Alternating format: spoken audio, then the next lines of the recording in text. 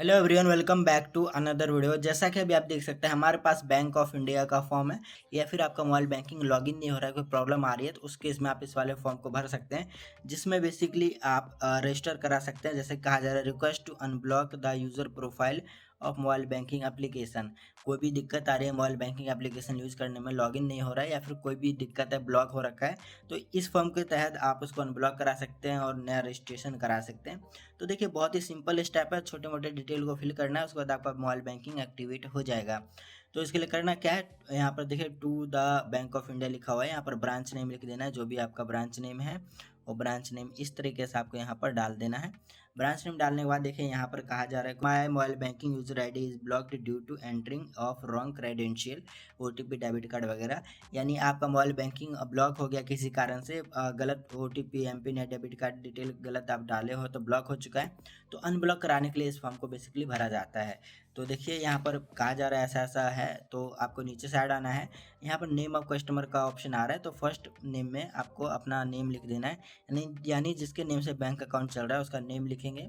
उसका अगर कोई मिडिल नेम है तो मिडिल नेम लिखेंगे, अगर उसका मिडिल नेम नहीं है तो उसका सिंपली लास्ट नेम वाले कॉलम में लास्ट नेम लिख देंगे। देन हम नीचे साइड आएंगे, यहाँ पर आपसे अकाउंट नंबर पूछा जाएगा, तो आप अपना बैंक अकाउंट नंबर यहाँ पर डाल देंगे।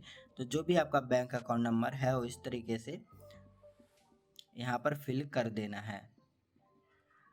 नीचे साइड आना है, यहाँ पर आपको कस्टमर आईडी फिल करना है। आप जिन लोगों को नहीं पता कस्टमर आईडी क्या होता है, कहाँ मिलेगा, तो उस केस में आप अपने बैंक का पासबुक ओपन करिए, उसमें कस्टमर आईडी देखने को मिल जाएगा।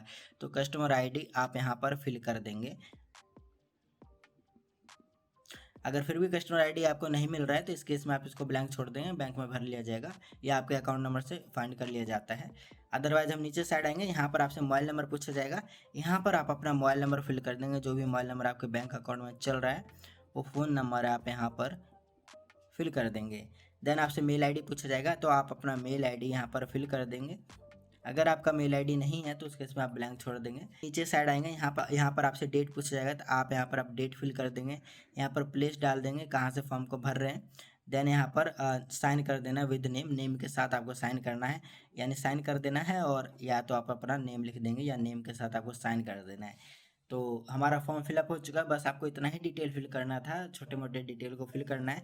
इसके बाद इस फॉर्म को बैंक में सबमिट कर देना है। 24 घंटे के अंदर आपका मोबाइल बैंकिंग एक्टिवेट कर दिया जाएगा। जो भी ब्लॉक हुआ है जिस कारण से, वो आपका एक्टिवेट कर दिया जाएगा और आसानी से आप दोबारा यूज कर पाएंगे।